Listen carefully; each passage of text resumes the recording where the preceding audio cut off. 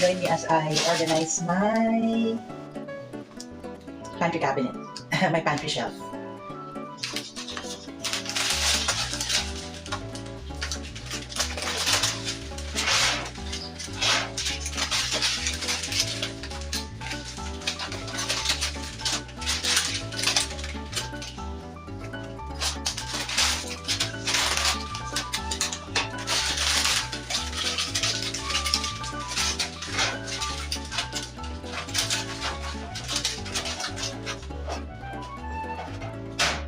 So, bago tayo mamili, kailangan makita natin yung inventory natin ng stocks para hindi tayo mag-overbuy. At saka para yung kailangan natin talaga yung pumasok sa budget. Yun ang bibili natin. Okay? So, meron tayong tuna, corn tuna, Spanish style bangus, at saka blue mackerel steak. So, ginagamit natin ito, niluluto natin pagka yung, halimbawa, sa gabi, yung uwi ka gutom ka, hindi ka na makaluto. Pretzels. So, may binili tayong pretzels. And, ayan. Medyo unsightly kasi na nakalagay siya dito. So, kailangan lang natin siya. Pinis kamay ko.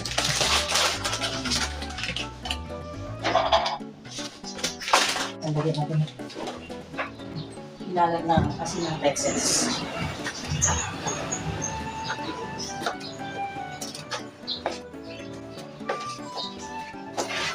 Nagsisinakalukan kami ng manok, sinigang na pork or isda, bangus, sinigang na bangus. Ayan. So, nasa pa siya dito, hindi na siya kasya. So, lalagay natin siya dito.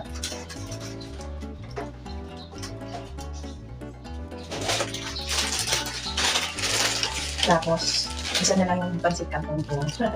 So, ayan, dito siya.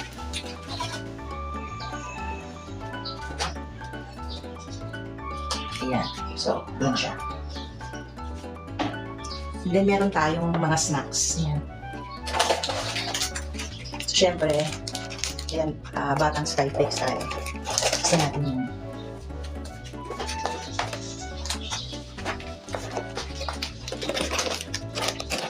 Ayan siya. Ayan siya. Tapos,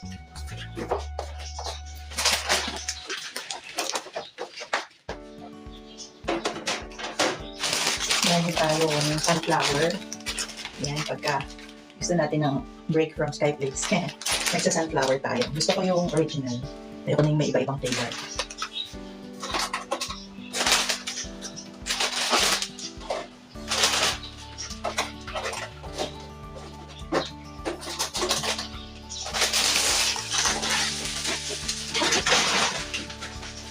Then from Japan, meron tayo nitong binili from Daiso, Japan.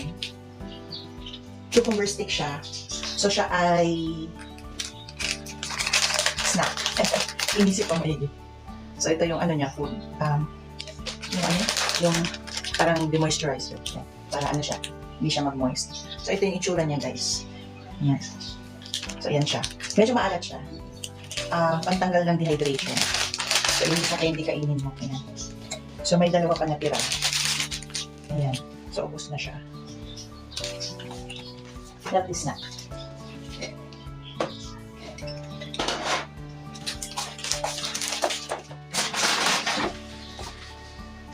And then, ito, galing din ng Daiso Japan. Nung nag-Japan kami recently. Ito yung binubudbud sa steamed rice. Meron tong nori and other herbs. Masarap na masarap, guys. parang meron siyang fish flakes, parang tinapa flakes. And then meron siyang nori.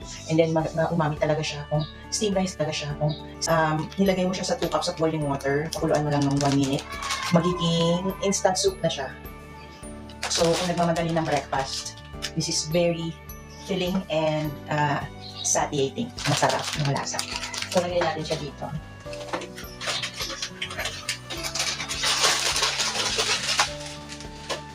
Naganap ako nito sa Daiso sa Manila, dito sa atin. Wala akong makita eh.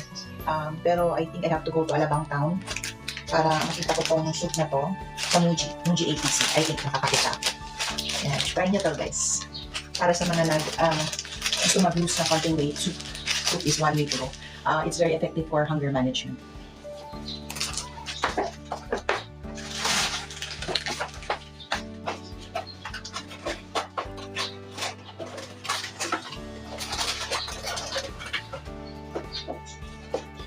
So, ayan na siya. So, may isa pa tayong compartment na bakante para sa ating food supplies.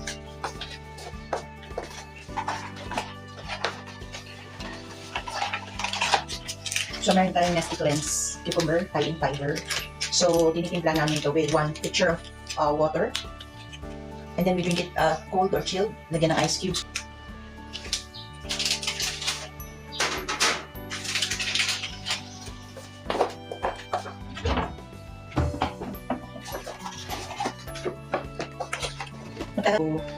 Thanks for joining me sa aking pantry restocking. Juice na, then may coffee tayo, 3 in 1.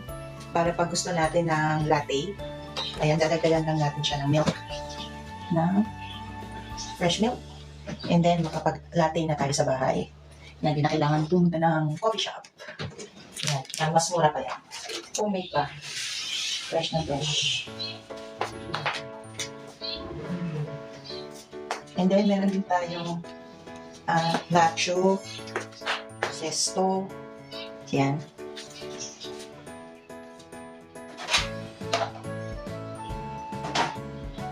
So, may mga weekends na ayaw natin ng kumain masyado ng rice, gusto natin nacho, ayan, gusto natin. And then, pagdating sa ating sauces, so pag may menudo tayo or lechon, meron tayong tomato sauce. Meron din tayo, ito yung paborito ko, yung roasted tea. Ayan. Hindi siya matapang, hindi siya mapait. Masarap. Ayan. So, roasted tea. Ito siya dyan. Then, mayroon tayong chicken and corn soup.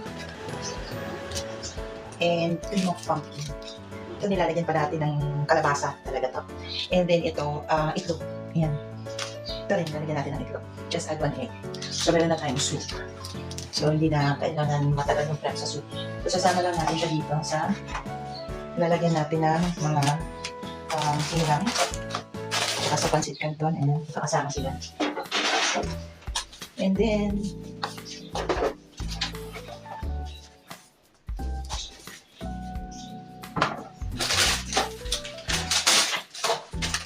isa na itong pita na titira. So, lagi ko naalala yung sports car. Sana magkaroon ako ng sports car na pula. Tapos, kainin natin yung pita, di ba? Nahat yung sports car. Har, har, har. So, may humor ang mga commercial ng pita. Di ba? So, masarap siya. Masarap siya kainin, nakakatawa na.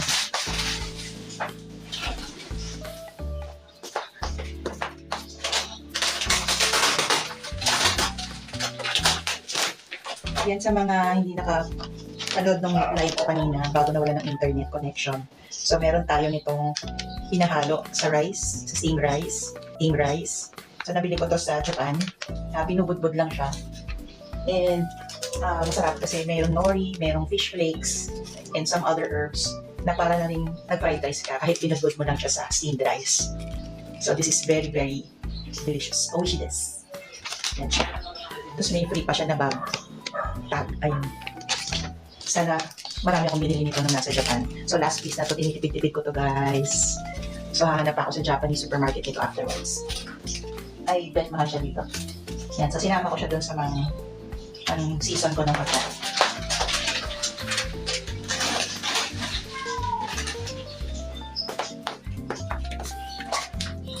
And then, ito yung pancake natin. Isa na lang siya. Ayan, tapos na. Isa na lang. So, usually, pagka naka-box naman na ganyan, hindi naman problema na hindi naman kailangan na ilipat pa siya sa naman ang space. And then, meron din tayo ang pagbabalik ng maling sa aking pantry. So, para sa mga almusal na masarap. Sabi natin siya sa ating candies. And then, yung malalaki nating mga container na ganito, sa ilalim to, sealed naman siya, sarado pa. So, ito yung mga spaghetti sauce. So, pag weekend, kompleto yung pamilya, nagluluto tayo ng spaghetti minsan. Mabilis kasi lutuin at saka matipid lang, di ba? Mura lang yung binilin, tapos may extender pa lang na hotdog.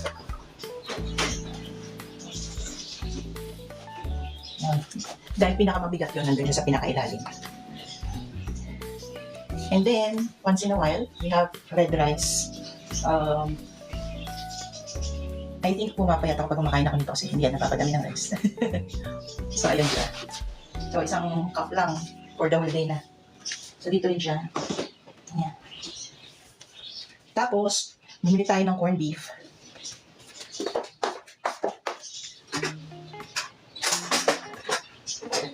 Ako dito sa bahay namin yung corned beef. Kasi yung regular beef, di ba mahal na. So, usually pagka gusto talaga namin ng regular beef, ulan na lang sa labas na. Very, very, very, very seldom. But for like once in a while, twice a month, ganyan, we have corned beef. Stock lang natin dito sa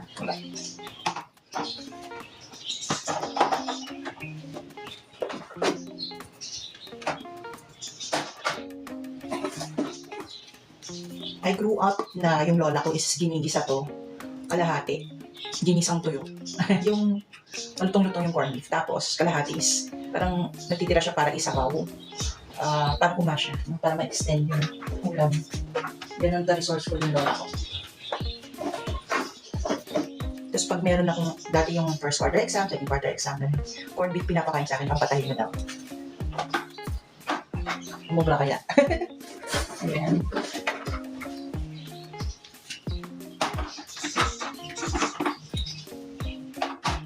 Ayan, napupuno na po tayo. So, makikita mo, hindi mo naman, teka, hindi ko pa yata kailangan mamili. Kasi puno pa naman yung pantry ko. For restocking na. So, tip lang, if gagamit kayo ng container, round versus square, mas okay yung square kasi mas nakakasave siya ng space. So, ito guys, yung lalagyan ko lang ng, alam nyo yun pagka nag-take out kayo, pagkatapos may sobrang hot sauce, may sobrang ketchup, may sobrang ketchup, or toyo mansi, things like that. So, ni-store ko siya dito para magamit din, di ba? Makita agad.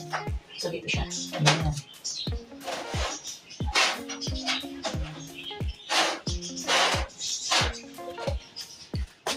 Then,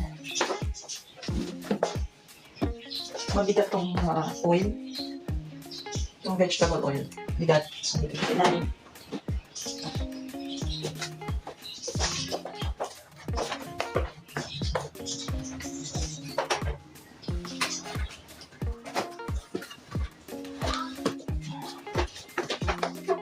Mabigat tong low-fat milk. So, dito siya sa ilalim.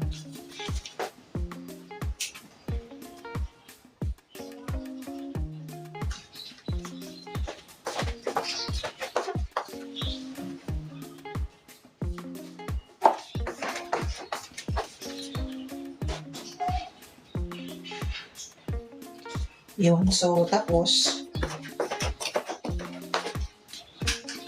nangangarap tayong gumawa ng blueberry cheesecake na homemade. So, meron tayong cheesy Arla. Mas mura gawin at home. Siyempre, tedious siya versus kainin mo na lang. Pero, since may inflation nga tayo, we learn to do things at home. We learn to cook at home or bake at home. Actually, no, bake naman yung cheesecake na ginagawa namin. So, ito yung ginagamit natin ingredient for that.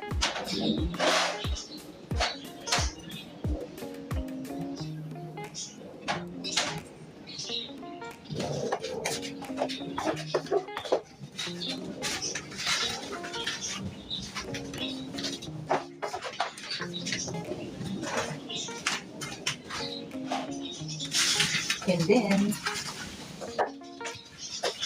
so nagtatanong siguro kayo kung anong palaman sa umaga.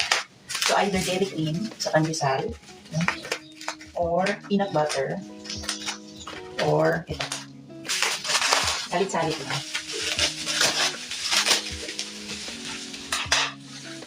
Ayan. Dati kasi pagka, di ba, magluluto pa sa umaga, hassle pa. So, kung magbabaon ka naman, pwede naman yung sa gabi na ulam mo.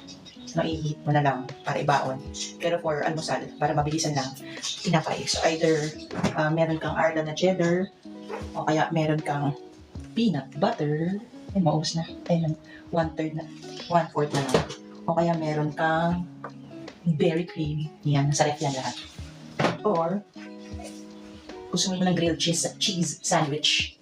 Ayan, i-eden ka. Ang daming options na kumain. Pero sa palaman, favorite ko ng cheddar. So, yung cheddar natin, lalagyan natin yan. Lagyan natin yan ito dyan. Tapos yung ibang excess, hindi excess, buffer na yun.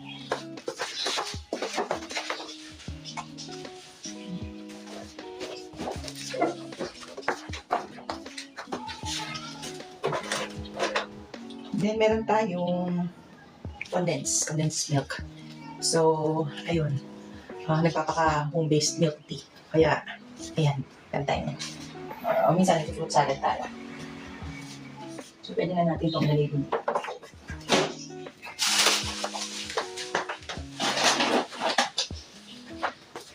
Try nyo to guys kahit twice a month. Very therapeutic siya. At saka, kita nyo talaga kung ano lang kailangan yung bilhin.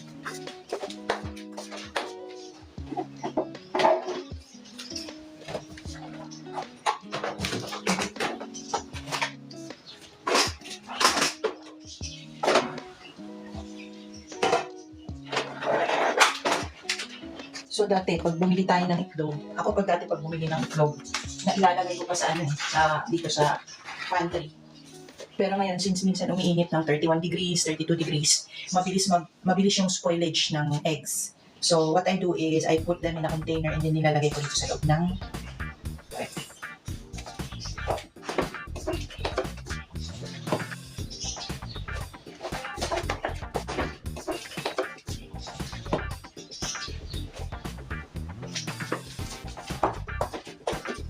So yan, we're back.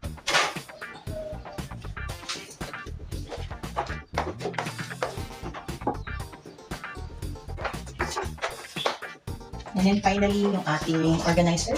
Ayusin natin yung ating mga spices. So pupunasan natin itong ating organizer.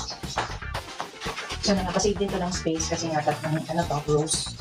So madali mong makita. Madali maabot.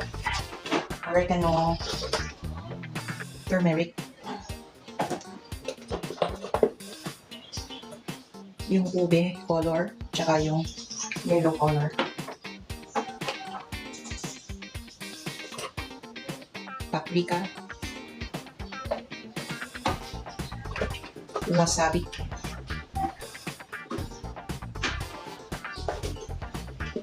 Cajun.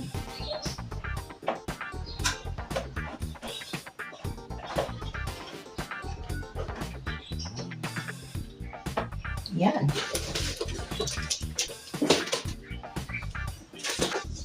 Yan, nalagyan po tayo ito. Smoked chili, sea salt. Regalo po sa atin yan ng Pasko. So, like that here. And that's it. Na-organize na po natin yung ating pantry. Malinis na siya. And makikita nyo, wala pang masyadong space for new stocks or new groceries. So, we'll keep it at that. We'll keep it clean and organized. Ayaw natin ng siksikan siya masyado. Just right, just enough. Para doon sa mga meron tayo, mga items. Complete yung ating pantry. Meron tayong flour, all-purpose flour. So, minsan pag nagka-fry tayo ng chicken or ng pork chop, nilalagyan natin ito. And pag nagpiprito ng isda, para hindi malikit sa kawali, nilalagyan natin yung flour. Para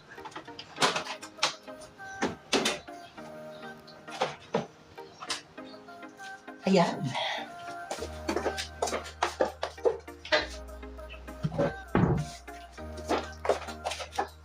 So, pagka dumadaan yung panahon, nakikita nyo yung Minsan bumili kayo ng lalagyan ng cornstarch. Ayan. Tapos nilabelan nyo ganyan. So, masyado palang malaki. Pwede naman kayo magpalit ng lalagyan. So, papalitan natin na rin. Gawin natin na ito na lang, mas maliit. Mas space saving pa siya.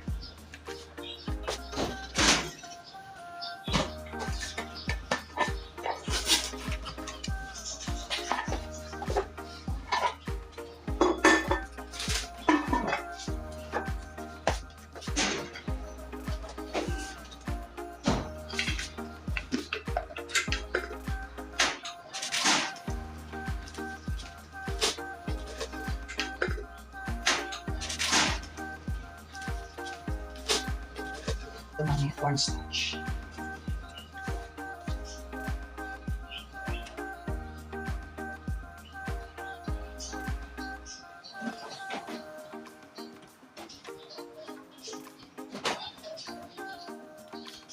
Yan. Okay na po tayo. Ayos na po ang ating pantry.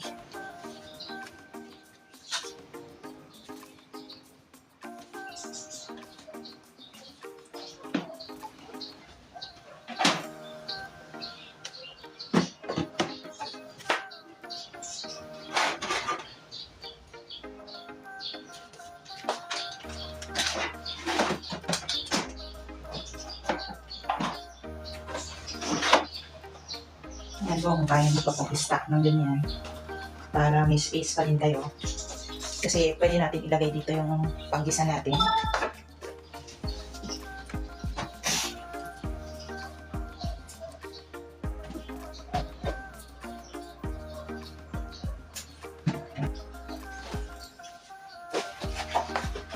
So yung panggisa natin, aromatics. So yung usually yung sibuyas, bawang, tsaka yung luya, hindi nilalagay yan sa ref. So yung kamatis lang pwede ilagay sa ref. So ang pwedeng gawin natin is lagay natin dito yung ating aromatics. Let's do that.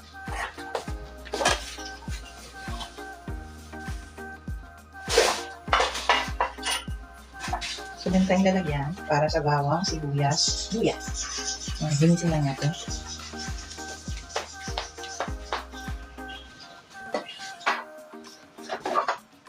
And pwede mo na dito ilagay yung sibuyas, bawang, at saka luya. Ayan.